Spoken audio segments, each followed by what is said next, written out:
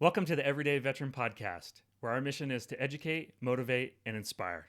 I'm your host, Pat Keplinger, and with me today, we have the one, the only, my only one, my daughter, Madison. Hello. Hi, Madison. Welcome. I'm excited. Are you excited? I'm super excited and a little bit nervous because of the stuff we're going to talk about today, but thanks for being here. Of course. It's a really special night. Mm? Not only because it's the first time that I'm actually recording a podcast, I get to do it with you, but it's a big night for us because it's our last night together. Yeah. So tell us really quick what's going on tomorrow. Tomorrow, at approximately 5 in the morning, we're going to be we packed up all of our stuff. We're heading down to Santa Barbara for college move-in. It's mixed emotions. It's excitement. It's sad. It's nerve-wracking, but it's going to be good. I'm excited. It's going to be hard to leave, but I'm literally going to come back in a couple days. So that's okay. I'm only 3 hours away. So your mom and I just joke and say it's just a sleepover. It's a camp out. You're going to come back. It's just camp, summer camp. So this summer camp. So, yeah. Well, thanks for being here. Of course. So why don't you tell us a little bit about yourself? How old are you, and where you're from, and all that stuff? I'm 18, about to be 19, in a month or so. Actually, a month from today, right? Today's the 22nd? No, today's the 21st. Oh, that would have been cool if it was. A month from tomorrow, I'll be 19. Okay. And I was born in Pensacola, Florida. Okay. But I say I'm from Southern California because that's basically where I grew up and was raised. Okay. So when you say you're from or you grew up, do you say Southern California? Do you actually say the town that we live in? I don't say Menifee. I say Temecula because that's usually the general area of where people know best. Mm-hmm. But then even sometimes people don't know where Temecula is, so I say San Diego. San Diego. Or Anaheim. Or Anaheim. I say it's in a triangle of San Diego, Palm Springs, and LA. Yeah, right in the middle. We're right in the middle of it. Perfect. Okay. So 19, you're born in Pensacola, Florida. Why were you born in Pensacola? What was going on? Well, was I born on the base or was I born off the base? I was born on the military base in Pensacola, Florida. And the reason why we were there is because my father, aka the host of the show, was a Marine and was stationed there when I was born. But we only lived there for 2 months before, 2-ish, 3-ish. No, months? we were there for. So your mom and I moved. So we were in Quantico, Virginia, during September 11th, and then October we moved down to Florida, and then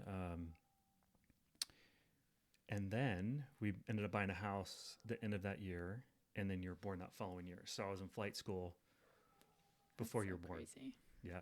Crazy. Yeah. So that's why we're there. And then you were born in September, and then we moved back up to Virginia in I think December or January, something like that. So we were in Pensacola for like a little over a year. That's crazy. I was born almost a whole year after 9/11. All that stuff was happening. So it's almost the 20th anniversary, which That's is crazy. Super crazy because you guys don't know what the world was like before that. No. Okay, so we'll talk about that in a minute though. But put a pin in it. Okay, put a pin in it. Okay, so from Southern California, and we're moving to Santa Barbara tomorrow. Yes. To go to. I will be attending the City College. This will be my second year there. Well, first year in person, second year attending college, and then next fall I'm transferring to UCSB, hopefully, and doing their psychology and brain science major, which sounds scary, but it's going to be fun. That's pretty cool. Yeah, which I can use for a lot of different things. I could do it for law enforcement, which I don't think my dad will want me to do. Well, you come from a law enforcement family, so. Yeah, but education is my main goal, to help kids and all that fun stuff. Come from a very large family, oldest of 3 little brothers. So I was around kids a lot, obviously. And my mom works at our church, and she works in the children's ministry. And so sometimes if I'm not busy, I'll go and help in the classrooms there.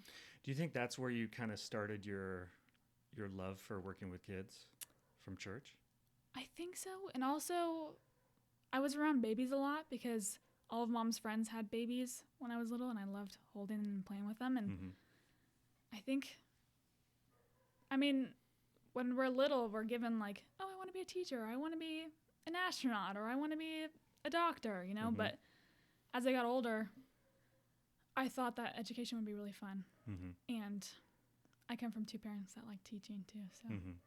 You also had some amazing teachers. Yes.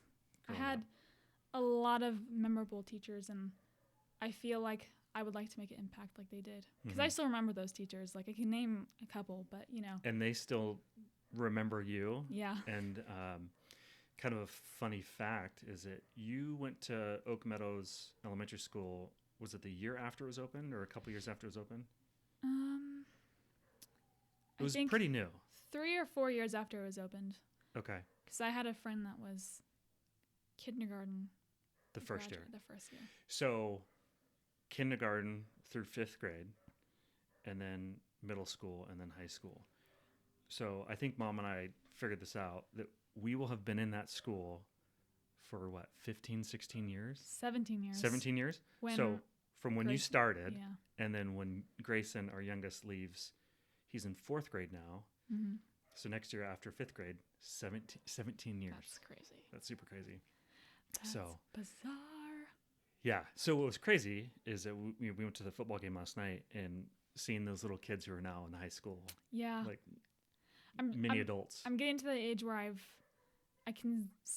understand why adults say, oh my gosh, I remember when you were this big, or you were so little the last time I saw you. I'm starting to get to the age where I've seen kids, you know, like little tiny kids become like almost adults. So it's crazy. Yeah. It's nuts because when I look at you kids, I still see you as pigtails, and that's why tonight is very difficult for me. So that's why I'm having a really hard time. I'm so proud of you. I'm so excited for you. But thank you. It's I know it's going to be a lot of fun. But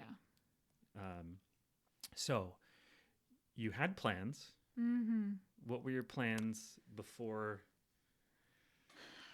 Well, there was multiple plans before the Rona hit. My original plan was to, you know, go to UCSB and go to a UC because, you know, there's this big stigma around go to a university or a big college and then you're successful. No one really talks about the city college pathway, which sometimes it's a lot easier, cheaper, and smarter to do it that way, you know? But, you know, got it declined from a couple of my main choices, but, you know. It was really just the one, right? Yeah, UCSB was my main, but. But you got into other really good schools. Yeah, I got into a couple UCs, but I sat in my room and I was like, I can either be really sad about this or turn it around real fast. So I looked up applications for SBCC because I was like, if I want to be in Santa Barbara, I'll be in Santa Barbara. So I applied. They accepted me right away. I got into it, and you know, we were excited looking at places to live. We went and visited the place where I'm actually going to be living now, and super, super exciting. But then March 13th, not really March 13th, but that's the day I remember when school shut down. But that was your senior year. That was my senior year, yeah. And so everything kind of changed after that. You know, there's a lot of negatives, a lot of crazy times. But they told us that school would be online. So I stayed home another year, which, you know, I was blessed in a lot of ways to be able to stay home another year with you guys, you know. Makes it kind of sadder because we loved it. Because I had more time with you guys, you know. And I didn't. Wait, you were more sad because you had more time with us? I'm more sad leaving. Oh, you're more sad leaving. Okay. Because I was with you longer. Yes. Okay. But, you know, I did it. I survived online school, and I was working like 40 hours a week because I was like, might as well. And banking a lot of money. Yeah. Saving a lot of money. And I was like, you know what? Corona might be a thing again next year. Who knows if I'm going to be able to go to school in person. So I love traveling. That's one of my biggest like passions in life. Or I hope so, if it works out in the future. And I was looking at the study abroad programs, and I saw that they were doing a fall one for London. So I applied to that, got into that. Super excited about London. We were going to be Why leaving. were you particularly excited about London? Because of Harry Styles. Just kidding. Say that a little bit louder for everybody. Mr. Harold Styles from the famous One Direction. Mm-hmm. But he's solo now. Okay. Yeah, but he's here, so it's fine. But I was at work one day. We got an email saying that they canceled the program, which was really, really sad. And it just kept feeling like I had loss after loss with school and like things. Obviously, you guys raised me to think of only the positives and stuff like that and not dwell on the negatives. But it's hard, you have to give yourself a pat on the back sometimes. But so that didn't work out. But then I was like, you know what? It's okay. Maybe this is a sign for me to go to school because school was opening up again. So I reapplied for housing, got housing, was able to pick my roommates. I made it just in time for everything. So it all worked out. Now I'm moving out tomorrow. Pretty amazing. So, what was tough when Corona and everything shut down, this global pandemic, senior year, no prom. Yeah. They canceled graduation. Yeah. Graduated on a boat, which was pretty cool. Yeah. So, well, that was fun. So, not an actual boat. I mean, an actual boat, but not like on the water. We towed a boat. Yeah. So, you were gonna get the drive-through graduation where you just stick your hand out the window and get your diploma. Mm-hmm. And a lot of us parents were so upset about that, and we wrote letters and spoke to the board and kind of threw a fuss about it because it was pretty ridiculous. And then they allowed us to do kind of a parade and get out of the vehicle and do that. So it was really special. So yeah, it was cool. So my plan was, they said one car, you're only allowed to have one car per family. And so I thought, well, because we had everybody coming down. I was so excited to celebrate. And so I thought it would be fun to tow the boat and have everybody on the boat and you graduate in the boat. And what was so cool is we decorated it up and we had all the family in it. And it was original, right? Nobody else graduated on a boat, and everybody was so excited about it. It was super fun. And so, I think that you'll probably remember that more than sitting on a field for a couple hours, listening to people you're not really paying attention to. You just want to be done with it. So I think that, at the end of the day, like, I don't remember any of the speeches at my graduation. That was like 20 plus years ago.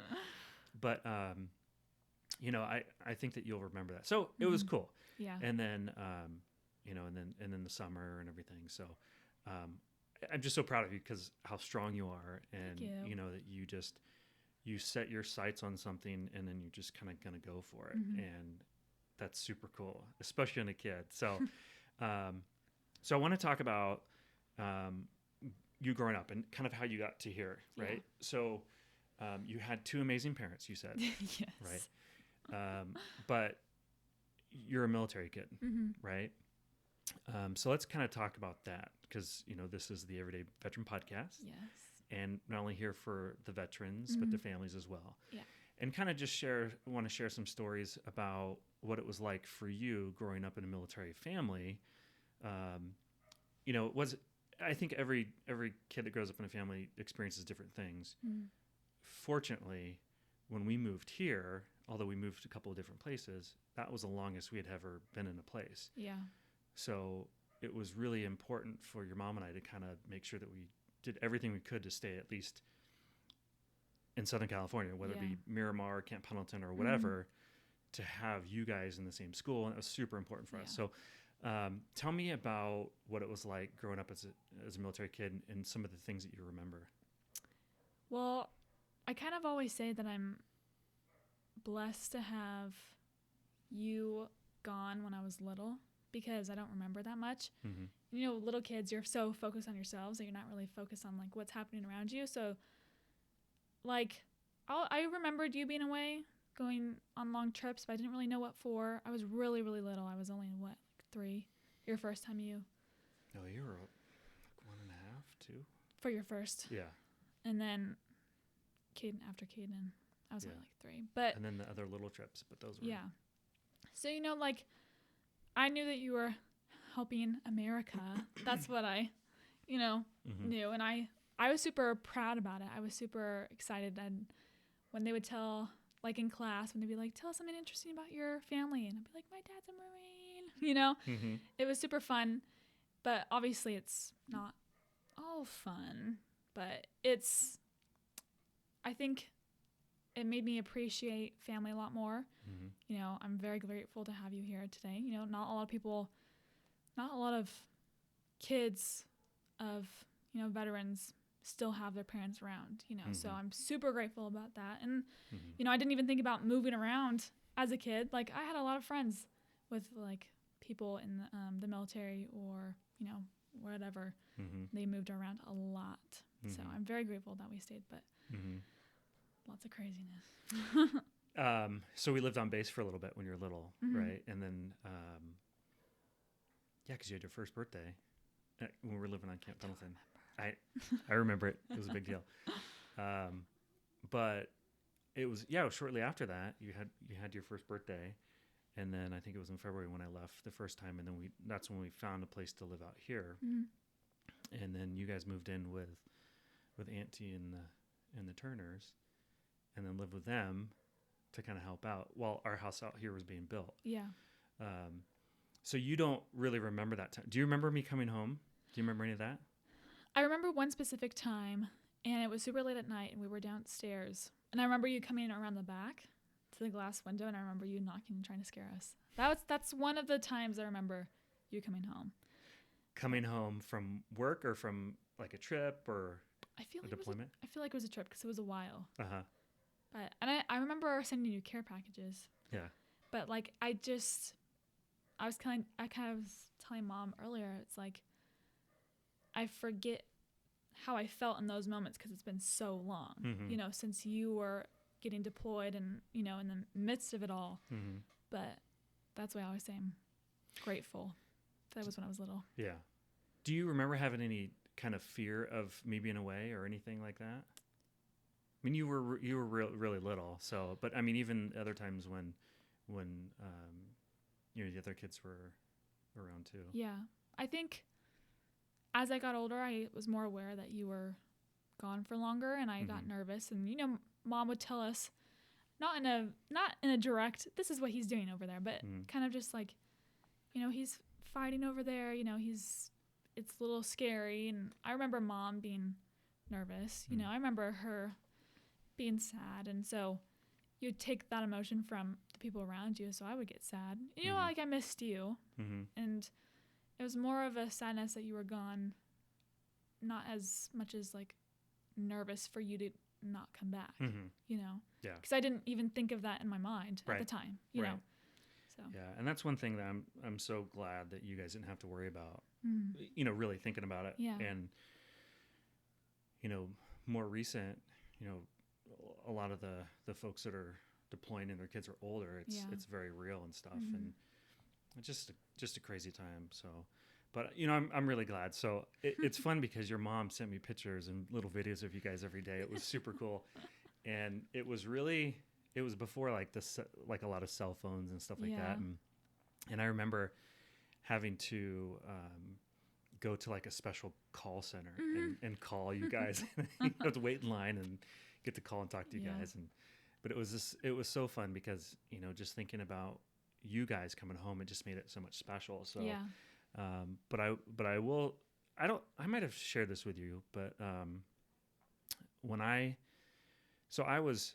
was afraid to leave, not for what I was doing, but just that I'd never get to see you guys again. Yeah. Like that's what I was scared about. Yeah. And, kind of leaving without a dad and stuff like that. But, definitely, you guys motivated me to come home. Right. But, when I did come home, I remember talking to somebody and, we were talking about our kids and, what it was going to be like to come home, and we had been gone for so long, and, we had changed, you guys had changed, and what that was going to be like. And, so somebody had told me, don't just go up and grab your kid and give him a hug. Like, you might really freak him out. And so I remember we got home so late, and we were delayed quite a bit, and we were supposed to get home earlier in the day, and you and your mom ended up getting a hotel on the base because it was getting so late. And I want to say it was like 1 or 2 o'clock in the morning. It was so late. Wow. And I was so tired, but so excited because we had been traveling almost 24 hours to come home. And I remember seeing you and just looking at you and just so excited. But I was just, of course I gave your mom a hug and kiss and everything. And then I was like, can I hold you? Can I, and you just Asking reached for out your permission. and then you reached out your arms and gave this big old hug. And I don't know if you remember, but I had this really, really nasty mustache. I was a lieutenant at the time, and a bunch of us decided that we were going to have like a mustache growing contest just because we didn't have to worry about it. And your mom absolutely hated it, but it was so wonderful to see you. And then your mom, being so wonderful that she was like, I know that there's probably going to be some issues with your dad being back, so let's just go up out of the area. So we went up into the mountains, and we went up to Big Bear, and spent a couple days out there, just the three of us, and it was wonderful. It was so much fun, just kind of walking around and in the fresh air. It was tough being home, but and different, but it was so fun to be home with you guys. So it's cool. So you probably don't remember a lot from that point. That's when we kind of moved into the home out in Menifee, and then shortly had to go back out again. And at that point we had Caden. I think you were 2. Yeah. Right, 2 or 3. I actually remember our house being built. Oh, do you? Yeah. So, okay, this is what I want to ask you too. Do you remember coming on the base? And do you remember anything about being on base in my office, any of my offices? I can, yes. Certain ones. Not a lot of them. Okay. Yeah. So, you were really tall. You're really tall right now. You're what, 5'10" or something? Or yeah, 5'10". 5'10". And so what was really cool is that, I mean, it wasn't really cool, but it was funny because you were tall, so people thought you were older. Yeah. But you weren't like talking like you looked, right? Yes. So you looked like you were 5 years old, but you talked like you were 3. 2 or 3. Yeah. And so people would be like, what's wrong with your daughter? Like, oh my gosh. Well, just because you were so tall. Yeah. And I'm like, she's 3. Like, she's learning to talk. But I remember one time you went up and, we're all wearing the same uniforms, right? And you grabbed onto someone's leg and you thought it was me. They're like, wrong dad. So like got to turn her around and like, oh, okay. But it's just kind of funny. I just remember you, showing up to my office. Yeah. And it was always a special time to kind of have you guys there and stuff. I remember going on to the base for Caden's first birthday. We had our Skype call with you. Skype. It was more like a satellite call, right? Yeah, it was a video teleconference. It wasn't even Skype. So this is before the cell phones, before... Was that 2007? No, 2006. 2006. 2006, yeah. So Caden was turning 1, and I had been in communications, lucky enough that I got to set up a video teleconference call, which you guys had to go all the way into Camp Pendleton, like an hour away. Yeah, and sit in like a conference room. Sit in a conference room, and then got to watch Caden eat cupcakes. And then you guys... Caden had a little, one of those like baby chairs. Put him on the table. I sat on the table and we ate cake. I just remember that. Yeah. Then I remember seeing you too. Yeah. But that was one, and I remember also going to Yosemite with like our whole family, and you weren't there, so we had Flat Pat. A picture of you cut out on a board and a little ruler, so we had him in all of our pictures. I was always there. Yeah. It was funny. It's funny to look at those pictures and be like, I'm always wearing sunglasses, and it's weird. But yeah, that's awesome. Yeah. So I remember more of those funnier memories. That's good. Moments and stuff like that. Yeah. That's good. Well, so when I came home that time, it was kind of a little bit different. You were older, more kids in the house. Yeah, a newborn. And I was having kind of a hard time. So anything you say, like, feel free to be honest and open and everything, because maybe it will help somebody, down the road. But Obviously, I know some of the things that I faced and that I deal with on a day-to-day basis, but what did you notice any change or anything? I was talking to Mom about it today, and I was trying to like remember, and I just, when you're in the moment, those feelings are there, but then as time goes on, you just don't really remember. You remember how you felt in certain moments, but you don't really remember like certain points. And I just was telling her, I was like, I can't remember like there being a difference. I don't know if I was just so young. Like I didn't see a change from Dad before and then Dad after, like I never had those moments. But like, so I think to me it was just you, it was just Dad. And if you yelled at us, it was just Dad. Not like yell, but like there were some moments. If we were acting bad, if we deserved it. But like that's, I can't recall any like big differences or any changes. Like it just was you after you came back. And I could tell that you were like, it's hard being back. So you were maybe a little more quieter or maybe a little, whatever. But it wasn't a big adjustment for me, if that makes sense. No, yeah, because you were so young. Yeah. You don't really have something to gauge it off of, which is good. Yeah. I'm very glad about that. Yeah. Okay, so how about after, as you're growing up, did you kind of notice? I mean, I guess it's kind of hard to say because it was just me, right? Yeah. I mean, so you really have nothing to base it off of. No. And I was we also were talking about this too. It's like, we're the only ones that can live with ourselves 24/7 and in our heads and thoughts 24/7. So, we play up how we're acting more than how other people have it, and we're also focused on ourselves that, we think that we're, does that make sense? Yeah, totally. No, I mean, I get it. It's like maybe I think that I'm acting a little bit more harsh than maybe I am because it's me in my head thinking about that, and maybe it's not coming across that way. But or maybe like, because I think, with your question, it was like, did you see a big difference between before and after? It's like we were so young that there really wasn't a comparison, or like you said, like there was no one really around us that also had,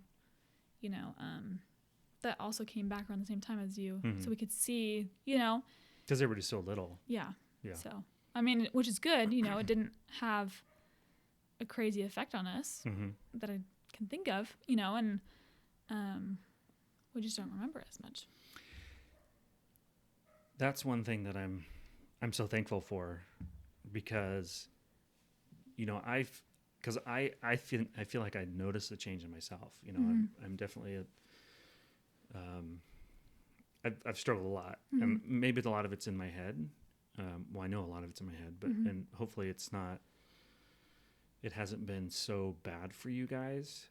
But to me, like, that is one of the things that I worry about so much, is that you guys are gonna like hate me because I was such an a-hole or just such a jerk. And just like, I remember times when I just said certain things or I acted a certain way, and it was like, because everything would be like totally fine, and then like in an instant it was like crazy. Yeah.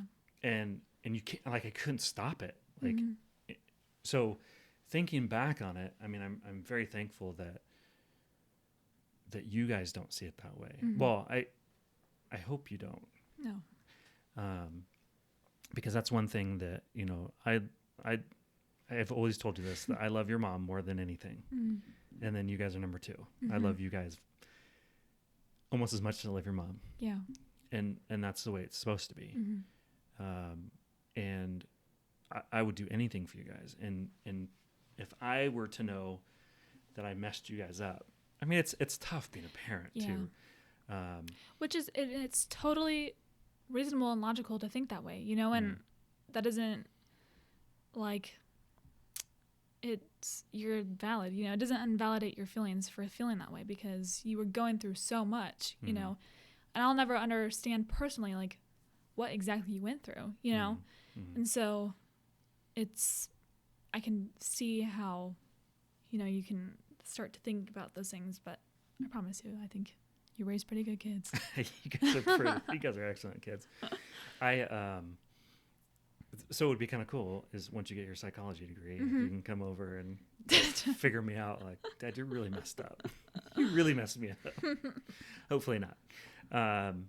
So going back to, you know, being a kid of a veteran, there's some tremendous opportunities for you, right? Yeah. I mean, there's a lot of sacrifices that you guys made, and whether you kind of knew it or not, it's, you know, really your mom sacrificed a lot. I mean, your mom's pretty amazing, and it's not fair that our spouses have to do that. Yeah. Like they didn't sign up for the military, right? Mom didn't want to be a Marine, you know?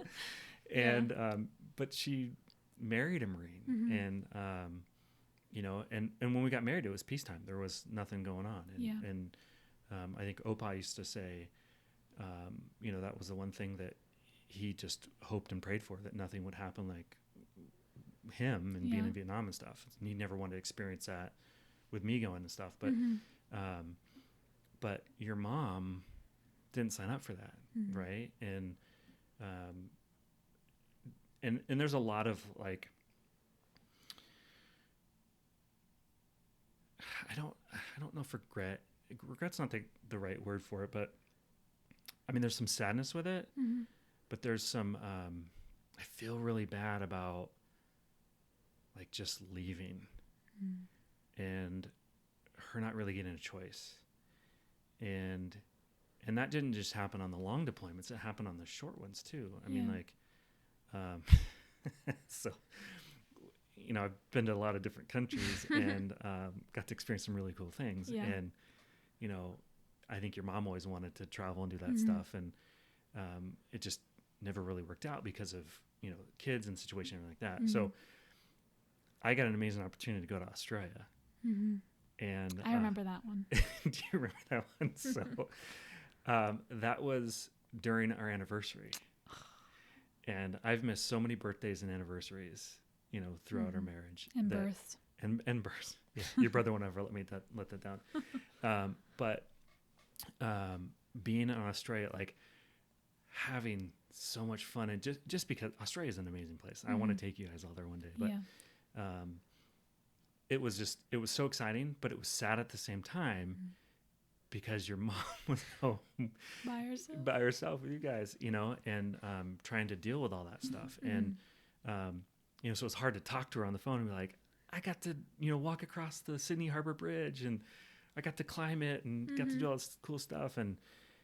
But then she was like, you know, but one of the things though, and this, I don't know if I ever told this story, but, you know, your mom and I wanted to travel, but, one of the benefits that we had is to take, I don't know if they call them MAC flights still, but they're basically military flights to other countries. So like from here in California, you can, you know, fly out of, March Air Force Base, go to Travis and go to Hawaii, and you don't pay anything.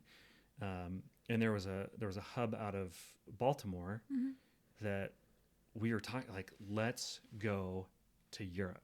Like, let's get on a free flight to Europe. Yeah. And we were so excited. We were planning on doing that. And then September 11th happened, and then everything just shut down. So we didn't get to go on that trip. And your mom really wanted to go to Italy. Like, that was the place where she kind of dreamt of, right?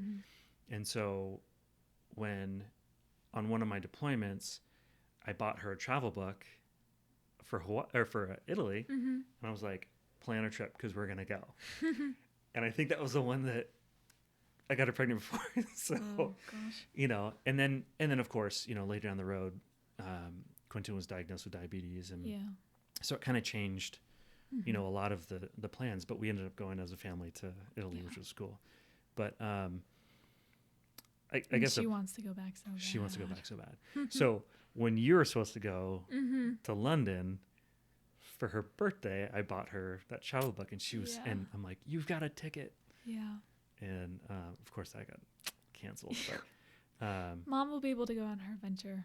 All of the adventures that she wants. You'll probably have to take her. So one day I'm gonna get her a trip around the world. We're gonna go travel. But I guess the point is, so you have an amazing mom. Yeah. And you remind me so much of her, like all of the good and just the kindness that you have, and just the you know, you truly care for people, and which is such an amazing thing. And it's fun to see my number one and my number two, right? And just I'm so proud of you, Maddie. And it's so fun to see you at this stage in life. Although you're crushing my heart right now, moving to college. But it's just really neat, right? Yeah. So yeah, you got lucky with mom. Yeah. So did I, for sure. Yeah, but I got lucky with both of you too. Oh, thanks. What did they say? You're the balloon. She's the rock. No, so I'm the balloon. Yes. She's yeah. Well, rock. She's the string. Rock. She's holding me down. Holding down. So yeah. So I have all these lofty ideas, like this podcast, like all these different things, and I'm always trying to like go off and stuff, and she's like she's not holding me down, like keeping me from it, but she's grounding me. Yes. And helps me make good decisions. Yes. That's what she does. Mm-hmm. So, you're gonna say something? My mom, she puts a reality check on things sometimes. 'Cause I love my mom. She does some. Shout out, Kristen. She does do some really good reality checks. But you know, it's, you know, and also shout out to the spouses of veterans too. You know, it's hard, and you don't realize it, but it's a lot hard on them too. You know, so. And like I said, they never asked for it. Yeah. Some of them didn't handle it very well, and I had Marines that came home to some really bad situations, and you know, lucky for me, I had you guys' mom. But a lot of Marines came home to spouses, both men and women, that were gone, that found somebody else, you know, cleaned out their bank account, moved out everything out of their house and stuff. So it's tough. It's tough. But so for all the sacrifices that your mom and that you guys really went through, there's some pretty amazing opportunities for you, right? We're going to talk about that a little bit earlier. So one of them is some schooling stuff, right? I mean, you get the opportunity to go to school. So tell me about some of the benefits that you get to see being a veteran's kid. Yeah. So one of the good things when it comes to college, you know, my dad pushed a lot. He's like, look up different scholarships. And I was like, that's too much work. I don't want to do it, you know? And I'm really glad I did, because I got really blessed with really good scholarships. And so, and I feel like a lot of people don't know about them. Like a lot of people don't really look up scholarships because it's, you know, it's a long process. You have to get a lot of different things, and sometimes you have to write essays and get recommendations. It's a long process, but it's really worth it in the end if you get it. Really worth it. It's helped a lot. Yeah. But one of the big ones is the Marine Corps Scholarship Foundation. That's one I've gone 2 years in a row. And, you know, all of these programs are really cool because, you know, they're specifically for kids of veterans, you know, and, or if you're active duty, I think they have sometimes, if you're active or if you were in the military yourself or the Marines yourself, you can also get the scholarships, I think. But it's just really cool to see these different programs, you know, helping the kids. But yeah, so what are some of the other ones you got? I also have gotten the Folds of Honor scholarship, which is, this one's the first year I got that one.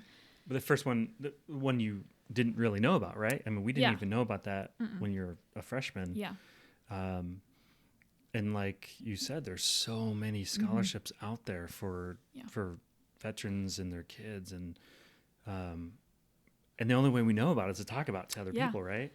And you won't even know, like, sometimes you're like, oh, I don't know if I'm qualified, but like research and, you know, hearing about it from other people, it really helped. And I don't think did we even get recommended any of the scholarships from other people? I don't think so.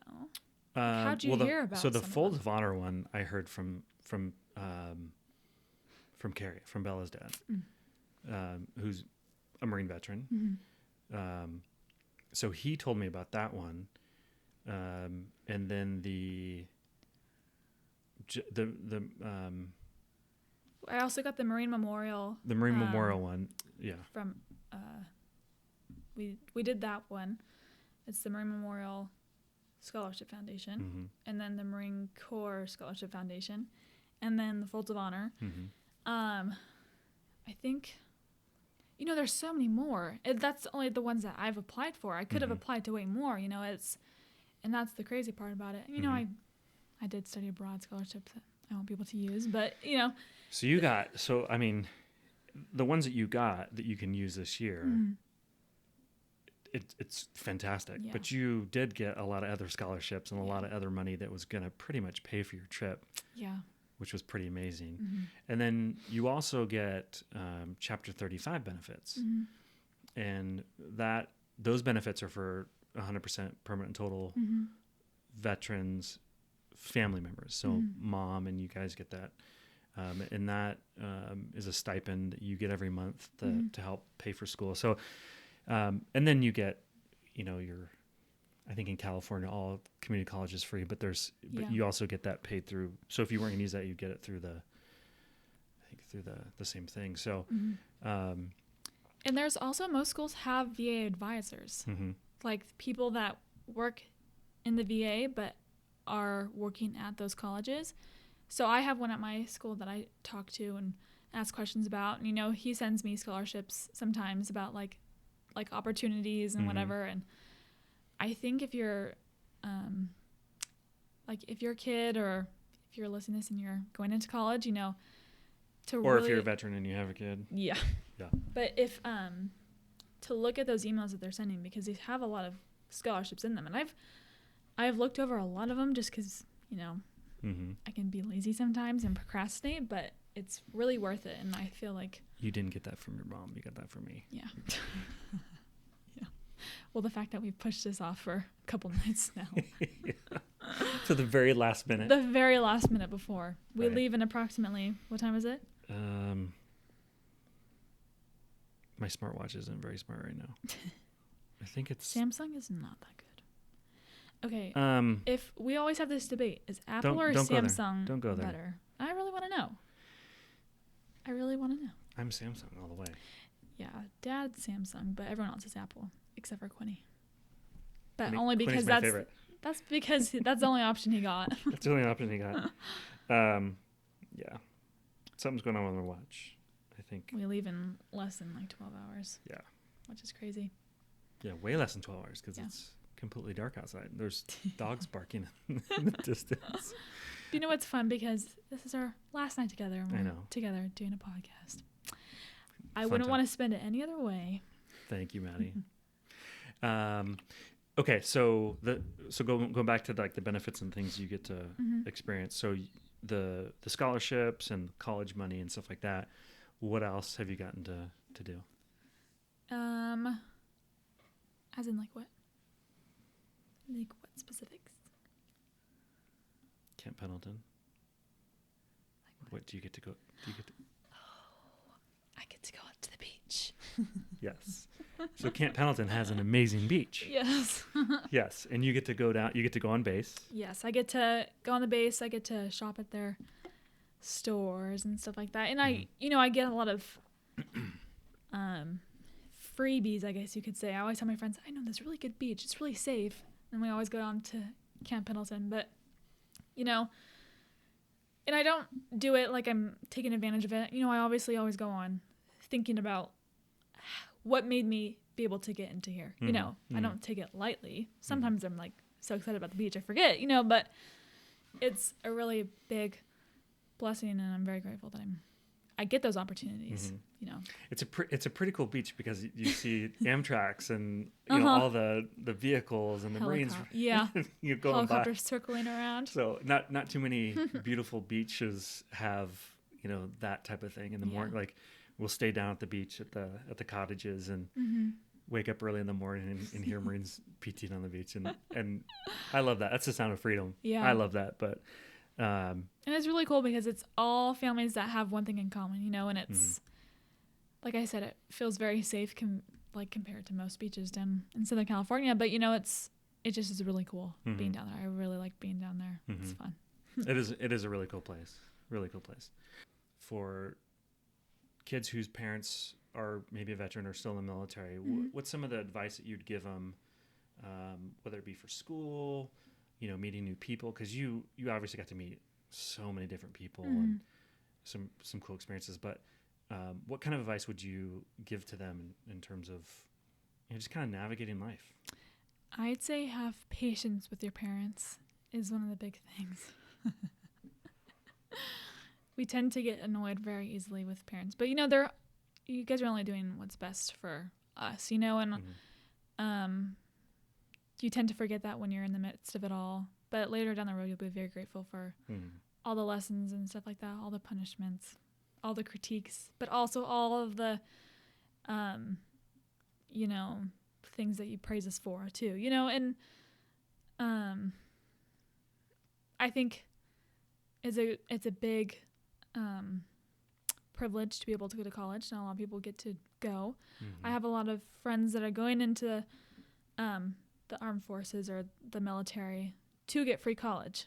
You know, they think that's the only way that they're able to afford it. And, you know, a lot of people do that. That's to pay for their schooling.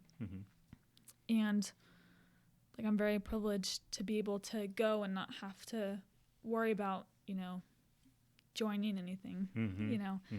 And I get a lot of benefits from you being in the Marine Corps. So, would you ever join the military? You know, and it makes me feel bad for saying no, because a lot of people are so brave. No, just because, you know, some people would see their parents and be like, oh, I want to be just like that, or I want to be as brave as them. But then sometimes you see from the feeling perspective, it's hard. And, you know, I wouldn't want to change what you went through, and, well, obviously I wouldn't want all the hurt and hard parts of your life, but it's hard overall, and it's just not something that I'm super interested in, which I think that you're probably thankful for. So, but I appreciate everyone that does it. Yeah, for sure. And I'll probably get a lot of crap for this, but I'm glad that you're not. I know it's not for everybody. Yeah. And I think with you, I think that I'm proud of my service. And I'd support you guys if that was your decision. Yeah. But it's not something that I would want for you guys in terms of just some of the things, just because the world is getting so crazy. Yeah. And and it's hard, and everybody's so divided, and it's like, you know, I've never experienced the things that Opa, and, you know, so Opa is my dad, your grandpa, and you know, Vietnam veteran, and they came home to such a different atmosphere, right? And I think that was one of the things that he, you know, he was very proud of me for joining and was very supportive, but he never wanted the things that happened to him, right? Yeah. And so kind of the same way with you guys is that, you know, if that was the path that you guys wanted to take, I'd be so supportive and very proud, but I'm proud of you for not doing it too. You know what I mean? Yeah. Like it's anything. So I know that there's some families that, you know, kind of it runs in, right? I mean, and who knows if one of the boys will follow suit. Either way, I'll be supportive. Yeah. But it's not for everybody. But what makes my heart happy is that you're so appreciative of the people who have served, and you truly understand what it was like to live in a family that not only while serving, but then kind of the after effects, whether good or bad, right, of serving. And I think that that's one thing that I'm really happy to kind of hear you talk about, is that, in my head, I think that I really screwed you guys up, and that I messed up. And there's so many things I'm sorry for, like my behavior and the things that I've said and just how I act sometimes. And, it's hard. It's hard thinking about that. And so it's really it's really, I'm happy that you said that. And I hopefully you're being honest. Yes. Yeah. Okay. It's like therapy in a way. It is. It is. I mean, because you hold on to so much stuff, right? And like, I remember, I don't even want to say, like, I yelled at you one time, and you just started crying. And I said something in particular that I don't even want to say, because I don't even put that thought back in your head. But I said something to you, and just the look on your face of like, I just crushed you, and then it just crushed me. And it wasn't like I was meaning to. It was just something that happened, right? And it just, like, I still carry that image of you just crushing you. I can tell you right now, I don't remember what you're talking about. That is so amazing. That's I'm a really good, happy. Yeah. it's a good thing. And I think that's a good thing to tell other veterans too. They might be holding the same guilt or the same shame in a way of, oh, maybe I, messed up my kids, or maybe they hate me, or they remember this certain moment that I remember all the time. But it's like, sometimes it's, and also your brain kind of, it's like a psychological thing. Your brain will block out certain points, but I can honestly say I don't remember that. So that is amazing. I'm so happy to hear that. That's something that I'll be sure to talk to my wizard about. So my wizard is my counselor. So he makes everything better. So.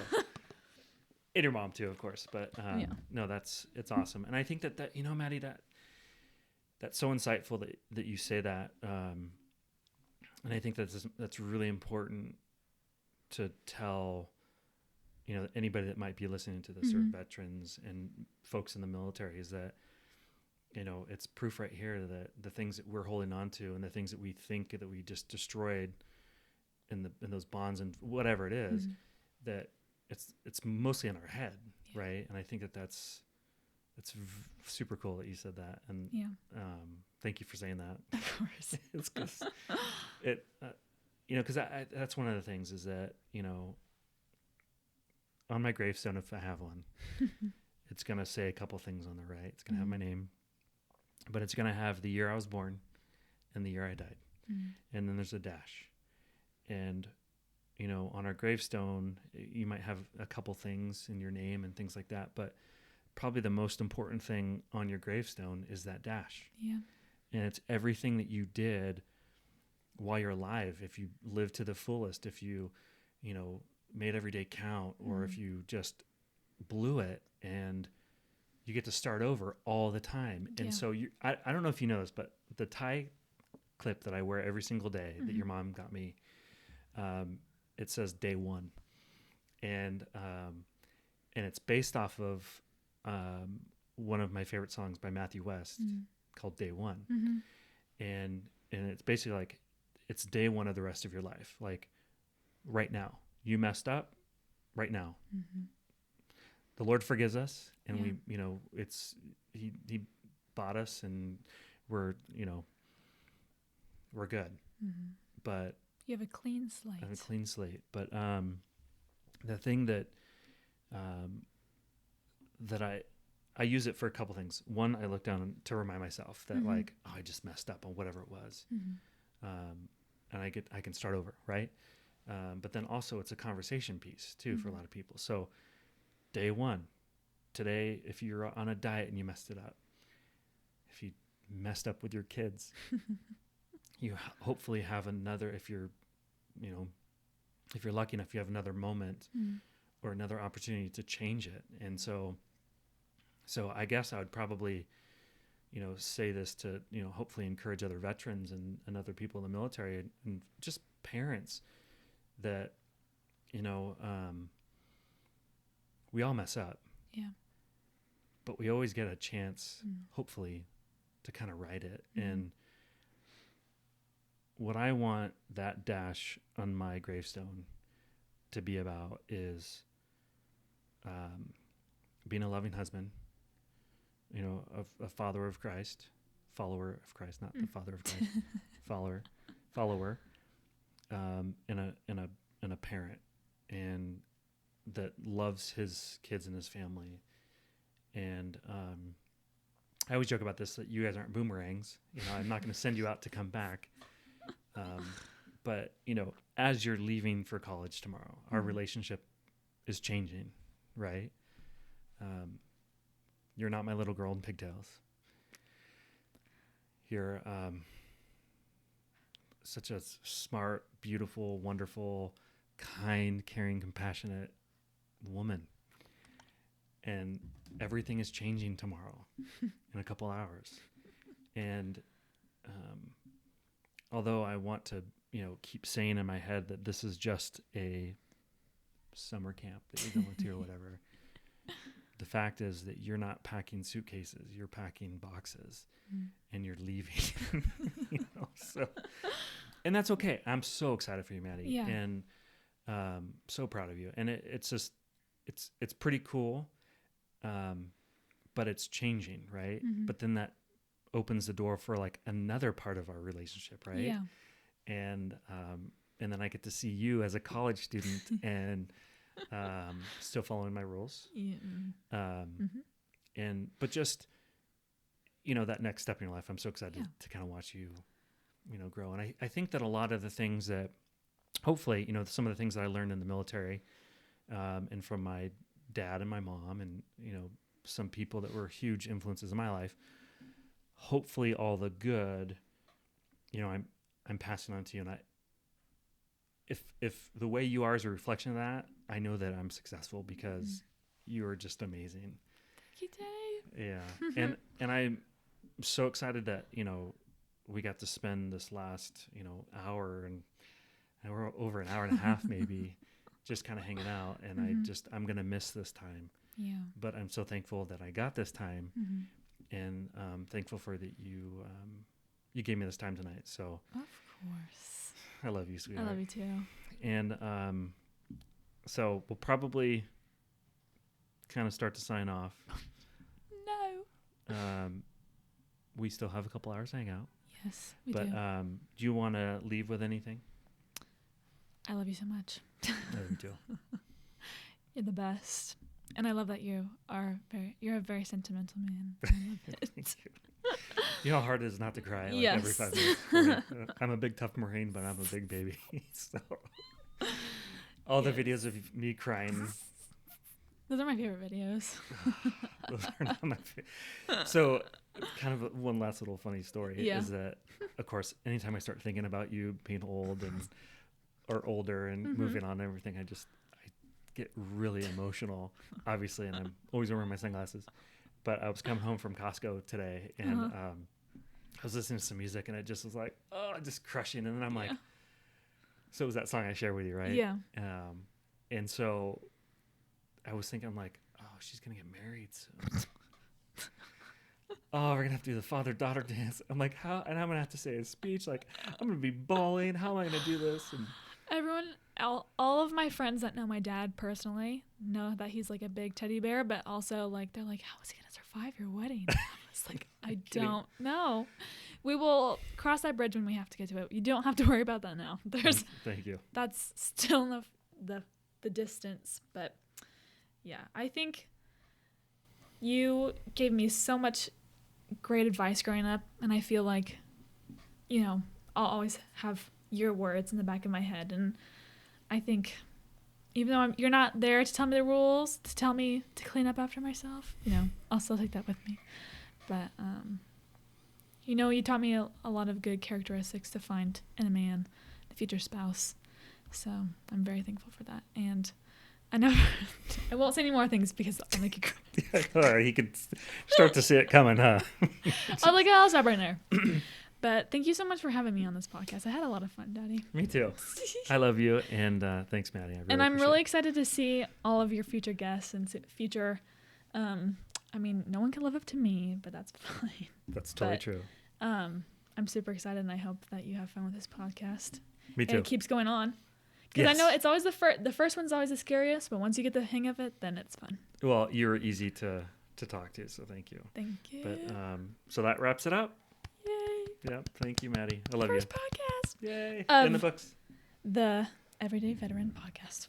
That's right. Signing out. Signing out. Okay. Bye. Bye.